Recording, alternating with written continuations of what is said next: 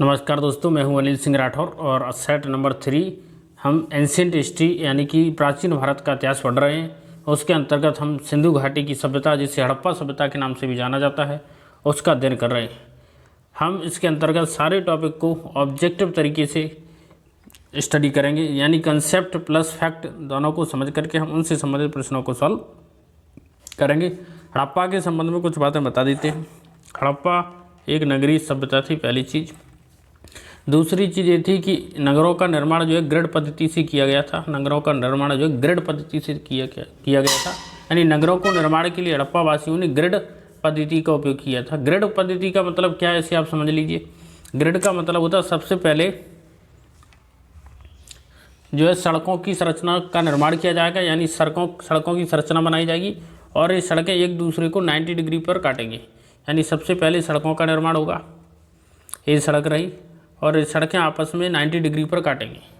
इस सड़क के निर्माण के पश्चात जो संरचना उभरेगी, उस संरचना के माध्यम से अब क्या किया जाएगा, यहाँ पर घरों का निर्माण किया जाएगा। मान लो एक घर यहाँ, एक घर यहाँ, एक यहाँ, एक यहाँ, तो इस प्रकार जो है घरों का निर्माण किया जाएगा। इसे बोलते हैं ग्रिड पद्धति। सबसे पहले जो सड़कें बनाई जाती हैं जो एक दूसरे को 90 डिग्री पे काटती हैं, उसके सड़क के आसपास घर बनाए जाते हैं और घर का जो दरवाज़ा है वो कहाँ होगा, इसका दरवाज़ा होगा पीछे की साइड, यानी घर के दरवाजे, इन सभी के दरवाजे पीछे की साइड खुलेंगे। इन सभी के दरवाजे सड़क की साइड नहीं खुलेंगे। जो सिंधु घाटी सभ्यता की जो है खास विशेषता थी। इसके अलावा सिंधु घाटी सभ्यता के लोग जो है व्यापारी थे, व्यापार वाणिज्य करते थे, व्यापारी थे ये लोग। और व्यापार के लिए, आयात निर्यात के लिए स्वाभाविक रूप से पहले आज की तरह ट्रांसपोर्टेशन का माध्यम मौजूद नहीं था और बैल का उपयोग करते थे। इसलिए इनका सर्वप्रमुख जो पशु है वो बैल है और मुद्रा पर भी, इनकी मुद्रा पर भी बैल की आकृति आपको देखने को मिल जाएगी। अगर इनकी धार्मिक व्यवस्था की बात की जाए तो धार्मिक व्यवस्था के अंतर्गत देवी और देवता दोनों का उपयोग करते थे, यानी देवी और देवता दोनों की पूजा करते थे। इस समय के अगर समाज की बात की जाए तो इस समय का समाज मात्र सत्तात्मक समाज था। यानी घर में जो मालिक होता था, घर को जो हैंडल करता था, वो माता करती थी। यानी घर में माता की चलती थी, समाज में माता की चलती थी। जैसे आज घर में पिता की चलती है, तो आज का जो समाज है वो पितृसत्तात्मक समाज है। लेकिन सिंधु घाटी सभ्यता का समाज मात्र सत्तात्मक समाज हुआ करता था और सिंधु घाटी सभ्यता के लोग उन्हीं देवी देवताओं की पूजा करते थे जो कि उनके लिए लाभदायक थे, यानी कि भौतिक जीवन में, यानी लौकिक जीवन में विश्वास रखते थे। उनका उद्देश्य था लौकिक जीवन की प्राप्ति करना। इसके अतिरिक्त वह मातर देवी और पशुपति की पूजा करते थे, यानी पशुपति जिन्हें आदि शिव के नाम से जाना जाता है, उनकी पूजा करते थे। सिंधु घाटी सभ्यता की अर्थव्यवस्था की बात करें तो अर्थव्यवस्था में वो खेती करते थे, व्यापार करते थे। जौ है, धान है, सरसों है, गेहूँ है, इनका उत्पादन किया करते थे। राइट, इन चीज़ों का उत्पादन करते थे। आयात निर्यात में वो सोना, चांदी, टिन इत्यादि वस्तुओं का आयात निर्यात करते थे। भारत के बाहर से वो कई चीज़ों को बेचा करते थे। मिस्र, मेसोपोटामिया है, इनके साथ उनका अच्छा खासा व्यापार वाणिज्य मौजूद था। ये जो सभ्यता थी, इस सभ्यता में मुख्य रूप से कांस्य युगीन सभ्यता थी, यानी कांस्य का प्रयोग प्रमुख धातु के रूप में करते थे। प्रमुख धातु जो है सोना या चांदी ना होकर के कांसा हुआ करता था। लेकिन खास बात है कि सिंधु घाटी सभ्यता के लोगों को लोहे का ज्ञान नहीं था और ये प्रमुख रूप से जो है बैलों का प्रयोग तो करते थे, लेकिन घोड़े का प्रयोग नहीं करते थे। घोड़े का प्रयोग व्यापक रूप से करना ये आर्यों की विशेषता है, सिंधु घाटी सभ्यता के लोगों की नहीं। राइट, तो अब क्वेश्चन आंसर, आपने कंसेप्ट को समझ लिया। अब क्वेश्चन आंसर डिस्कशन स्टार्ट करते हैं। हड़प्पा में एक उन्नत जल प्रबंध प्रणाली का पता चलता है। कहाँ से पता चलता है? तो इसका जो करेक्ट आंसर रहेगा वो रहेगा धौलावीरा, यानी धौलावीरा से आपको एक उन्नत जल प्रबंधन प्रणाली का पता चलता है। वैसे सिंधु घाटी सभ्यता के जो नगर थे वो दो भागों में बटे हुए थे, पूर्वी नगर और पश्चिमी नगर, यानी नगर टीला और पश्चिमी टीला। लेकिन धौलावीरा एक स्थान है जिसकी जो संरचना है वो 3 भागों में बटी हुई है। धौलावीरा एकमात्र स्थान है जिसकी संरचना 3 भागों में बटी हुई है। बाकी सभी नगर सिंधु घाटी सभ्यता और हड़प्पा सभ्यता के 2 भागों में बटे हुए करते थे। अगला क्वेश्चन है, हड़प्पा कि मिट्टी के बर्तनों पर सामान्यतः किस रंग का प्रयोग होता है, यानी हड़प्पा के जो मिट्टी के बर्तन थे उन पर किस रंग का प्रयोग होता था, आपको बताना ना। रंग आपके पास ये रहे, लाल, नीला, हरा, पीला इत्यादि कई ऑप्शन और ले लीजिए। तो आज मिट्टी के बर्तनों पर किसका उपयोग होता है, आप कॉमन सेंस लगाइए कि भाई मिट्टी के बर्तनों का उपयोग परंपरागत रूप से लाल ही हो रहा है, क्योंकि मिट्टी के बर्तन जब हम आगी में उसे पकाएंगे, मजबूत बनाएंगे तो रेड हो जाता है। इसलिए अगर हम उस पर रेड कलर कर दें तो वो आसानी से अडॉप्ट कर लेगा और प्राकृतिक रूप से सुंदर भी लगेगा। और दूसरा कलर अगर हम करेंगे प्रकृति के रेड कलर के विपरीत तो वो भद्दा लगेगा। इसलिए रेड कलर का यूज उस समय के स्तर पर भी होता था और आज भी रेड कलर का उपयोग ही होता है। तो इसका आंसर हो जाएगा लाल कलर। अगला क्वेश्चन है, सिंधु घाटी सभ्यता में से किस युग में पड़ता था, यानी सिंधु घाटी सभ्यता का समय पीरियड क्या है, क्या वो ऐतिहासिक काल है या प्रागैतिहासिक काल है या उत्तर प्रागैतिहासिक काल है या फिर आद्य ऐतिहासिक काल है। तो सिंधु घाटी सभ्यता का जो काल है वो आद्य ऐतिहासिक काल है, प्रोटो हिस्टोरिकल पीरियड है। ये क्वेश्चन फैक्चुअल है, आपको डायरेक्ट रटा होना चाहिए कि सिंधु घाटी सभ्यता का काल कौन सा है। तो प्रोटो हिस्टोरिक पीरियड है, आद्य ऐतिहासिक काल में सिंधु घाटी की सभ्यता हुआ करती थी। सिंधु घाटी की सभ्यता के विकसित अवस्था में निम्नलिखित में से किस स्थल में घरों में कुएं के अवशेष मिले, यानी कि सिंधु घाटी सभ्यता के उस स्थल के बारे में आपको बताना जहां आपको कुओं से, उनके घरों से जो है कुओं के अवशेष मिले। ये लास्ट रहा मोहनजोदड़ो, लोथल, कालीबंगा, हड़प्पा। अब आप इस क्वेश्चन को कैसे डील करेंगे, आपको ये बात तो पता है कि मोहनजोदड़ो से एक विशाल स्नानागार मिला है, एक विशाल स्नानागार मिला है, स्नानागार मिला है। अगर विशाल स्नानागार यहाँ से मिला है तो फिर कुएं के भी उपलब्ध यहीं हो सकते हैं, कुएं के अवशेष भी यहीं हो सकते हैं। क्यों? क्योंकि यहाँ पर पानी की मौजूदगी संभव है, तभी तो विशाल स्नानागार है। जब पानी की मौजूदगी संभव है तो कुएं भी यहाँ पर हो सकते हैं। इसलिए सही आंसर रहेगा मोहनजोदड़ो। यानी अगर आपसे पूछे कि मोहनजोदड़ो में क्या क्या है तो दो चीज़ें हैं, एक तो विशाल स्नानागार है पहली चीज़, दूसरे यहाँ पर कुएं के भी अवशेष आपको देखने को मिलेंगे। तो कुएं के अवशेष प्लस विशाल स्नानागार किससे संबंधित हैं, मोहनजोदड़ो से। मोहनजोदड़ो वर्तमान में पाकिस्तान में है और हड़प्पा भी वर्तमान में पाकिस्तान में ही है। सिंधु घाटी सभ्यता की खोज निकालने में किन दो भारतीयों का नाम जुड़ा हुआ है, तो आपका पता होगा कि 1921 में दयाराम साहनी ने सिंधु घाटी सभ्यता की खोज की और राखालदास बनर्जी ने हड़प्पा सभ्यता की खोज की। यानी दोनों सभ्यताओं के नाम एक ही हैं, यानी सभ्यता दोनों ना होकर एक ही हैं, नाम अलग अलग है।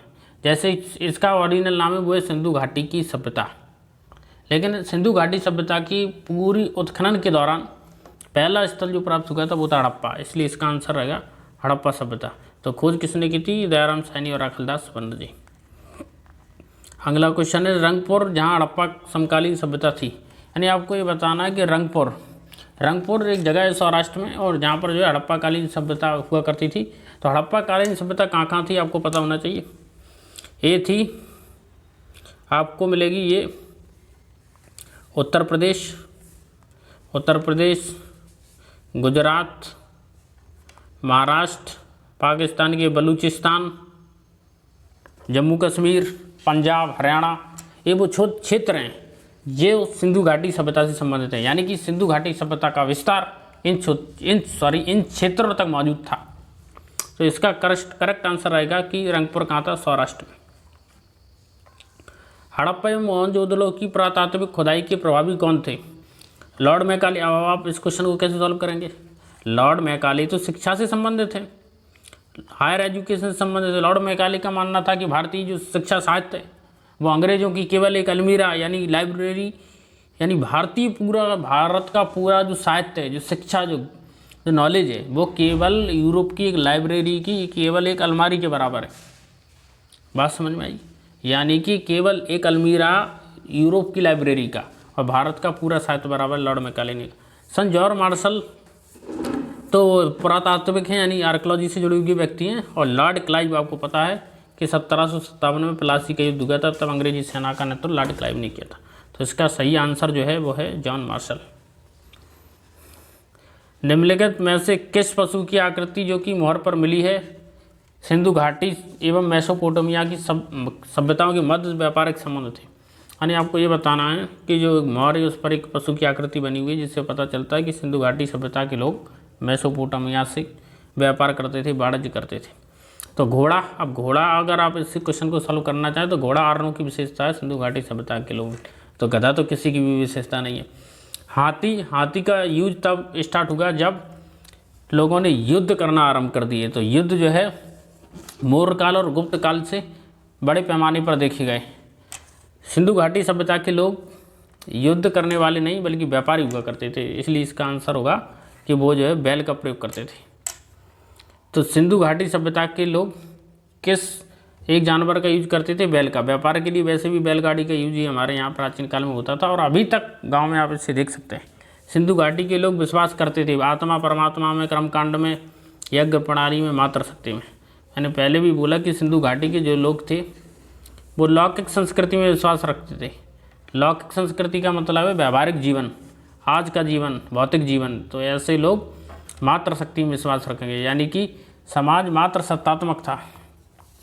निम्नलिखित में से कौन सा सिंधु स्थित समुद्र तट पर नहीं है? सुरकोटदा समुद्र तट पर है। लोथल, लोथल जो है आपके गुजरात की समुद्र तट पर है, गुजरात में आपको देखने को मिलेगा लोथल। और बालाकोट, बालाकोट और कोटदीची। तो बालाकोट इसका आंसर रहेगा कोटदीची। कोटदीची जो है समुद्र तट पर नहीं है। अगला क्वेश्चन है निम्नलिखित में ऐसे कौन मोहनजोदड़ो की सबसे बड़ी इमारत मानी जाती है? विशाल अन्नागार, विशाल स्नानागार, सभा भवन, और एक ऑप्शन और इनमें से कोई नहीं। तो कौन सी मोहनजोदड़ो की सबसे बड़ी इमारत है बताइए? सबसे बड़ी इमारत की बात की जा रही है, तो बताइए। नहाने की जगह आप घर में बड़ी बनाते हैं या आप खाद्यान्न रखने के लिए जगह बड़ी बनाते हैं? स्वाभाविक रूप से हमारी कोशिश यही होती है कि हम जो खाद्यान्न का स्थान है उसे नहाने के स्थान से बड़ा बनाते हैं, क्योंकि खाना नहाने से ज़्यादा इंपॉर्टेंट चीज़ है। व्यक्ति बिना खाए नहीं रह सकता, लेकिन बिना नहाए तो रह ही सकता। तो विशाल अन्नागार। हड़प्पाकालीन लोगों ने नगरों में घरों के विन्यास के लिए कौन सी पद्धति अपनाई थी? पहले भी हम जब आपको कंसेप्ट समझा रहे थे तो बताया था कि हड़प्पा के लोग ग्रिड पद्धति का उपयोग करते थे, जिसके अंतर्गत सड़कों को 90 डिग्री पर क्रॉस किया जाता था। उसके बाद जो संरचना उभरती थी वहाँ पर घरों का निर्माण किया जाता था, ग्रिड पद्धति। एक क्वेश्चन थोड़ा डिफिकल्ट क्वेश्चन है, आपको पता होना चाहिए कौन सी जगह से क्या प्राप्त हुआ है। तो लोथल के बारे में बताया कि प्राचीन बंदरगाह था, यानी डॉकयार्ड था। कालीबंगन से यहाँ पर जो गे मिट्टी के खेत के प्रमाण मिले हैं। धौलावीरा, धौलावीरा से लोथल एक बंदरगाह था, जबकि धौलावीरा से आपको शिप यानी जहाज के प्रमाण मिले। और यहाँ पर जो है 3 स्तरीय संरचना का निर्माण मिला है। बनवाली से आपको जो है एक ऐसी मोहर या अभिलेख प्राप्त हुआ है जिस पर जो है 10 चिन्ह बने हुए थे, जिसे आप लिपि के रूप में भी समझ सकते हैं। यानी कि इनकी लिपि जो थी वो चित्रात्मक थी, इनकी लिपि जो है चित्रात्मक थी। आज जो लिपि होती है उसमें वर्णमाला होती है, जैसे ABCD हिंदी में छठवा बड़वा, लेकिन सिंधु घाटी सभ्यता के लोगों की लिपि जो है वर्ण की नहीं थी, अक्षरों की नहीं थी, बल्कि चित्रात्मक थी। तो जो इसका आंसर रहेगा वो क्या रहेगा? यानी लोथल ए पे है, लोथल ए पे है। तो ए का आंसर होगा इसमें लोथल यानी डॉकयार्ड। लोथल पहला। जुता हुआ खेत, जुता हुआ खेत आपको कहाँ से मिला है? जुता हुआ खेत मिला आपको कालीबंगा से, ठीक है। डॉकयार्ड, डॉकयार्ड आपको मिला है लोथल से। धौलावीरा, धौलावीरा में आपको हड़प्पाई लिपि के बड़े आकार के 10 चिन्हों वाला एक शिलालेख मिला है। तो ये हो गया चौथा। पक्की मिट्टी की बनी हुई हल्की प्रतिकृति आपको मिली बनवाली से, राइट। तो इसका आंसर होगा 1243। 1243 किसमें है? इसमें 1234 है, 2143 है, 1243 में 1243 हमारा आंसर कितना था? 12 1 हमारा था इसमें आपका 2 1 और 4 3, 2143 था, है ना? 2143। तो इसका आंसर हो जाएगा बी।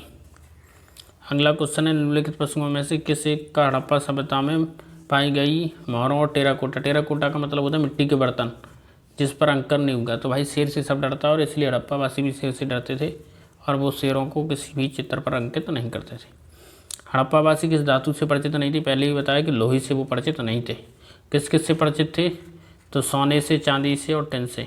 सोना, चांदी और टिन से परिचित थे। निम्नलिखित में से किस हड़प्पाकालीन स्थल से युगल समाधान की प्राप्त मिलती है? यानी पति और पत्नी को, मालिक और नौकर को, स्वामी और दास को एक साथ दफनाने के प्रमाण हमें कहाँ से मिलते हैं? लोथल से मिलते हैं। तो लोथल वो जगह है, लोथल कहाँ है? गुजरात में है। यहीं से हमें संयुक्त समाधान के, कपल के एक साथ समाधान के प्रमाण मिलते हैं। कपास का उत्पादन सर्वप्रथम सिंधु क्षेत्र में हुआ था। सही बात है। ये कपास का प्रमुख उत्पादन करते थे, जिसे यूनानी लोग सिंडन के नाम से जानते थे, या ग्रीक के लोग जो है सिंडन के नाम से जानते थे। हड़प्पा काल का तांबे का रथ किस स्थान से प्राप्त हुआ? तांबे का रथ प्राप्त हुआ आपकी दैमाबाद से। तांबे का रथ कहाँ से प्राप्त हुआ? दैमाबाद से। वैसे भी अगर आप कॉमन सेंस लगाएंगे और या फिर ट्रिक लगा लीजिए, इसे ट्रिक ही कहेंगे, कि जब महाभारत में कर्ण जो है रथ खींच रहा था तो अर्जुन ने तब तक उसमें धनुष दे मारा। तो तांबे का रथ कहाँ से? दैमाबाद से दे मारा। अब कूट दो हैं कि सिंधु घाटी सभ्यता के लोग या हड़प्पा सभ्यता के लोग किन किन का आयात करते थे? पहले बताया सोना, चांदी, टिन का आयात करते थे, लेकिन लोहे का आयात नहीं करते। तो 1 2 3 सारे आंसर सही होगी। लोहा का आयात नहीं करते, लोहे से परिचित नहीं थे इस सभ्यता के लोग। अगला और लास्ट क्वेश्चन, हड़प्पावासी लाजवर्द यानी लैपिस लेजुली भवन निर्माण की एक सामग्री है, जैसे जिप्सम होता है, का आयात कहाँ से करते थे? तो कहाँ से करेंगे? दक्षिण भारत से करेंगे, बलूचिस्तान से करेंगे, ईरान, सिंधु कुश। अभी बताइए हड़प्पा सभ्यता का क्षेत्र क्या है? हड़प्पा सभ्यता का क्षेत्र जो सिंधु का क्षेत्र है, यानी आज के पाकिस्तान का वह हिस्सा जो कि भारत से लगा हुआ है, वो क्षेत्र हड़प्पा सभ्यता का क्षेत्र था। तो वहाँ पर कौन सा पर्वत है? हिंदू कुश पर्वत है। तो हिंदू कुश पर्वत पास में है, तो वहीं से ही भवन निर्माण की सामग्री प्राप्त की जाएगी। इसका आंसर हो गया हिंदू कुश पर्वत। तो ये था आज का कार्यक्रम। हमारी आपसे रिक्वेस्ट है, यदि आपको हमारा वीडियो अच्छा लगता है तो प्लीज़ लाइक, शेयर और सब्सक्राइब करना ना भूलें। नमस्कार, जय।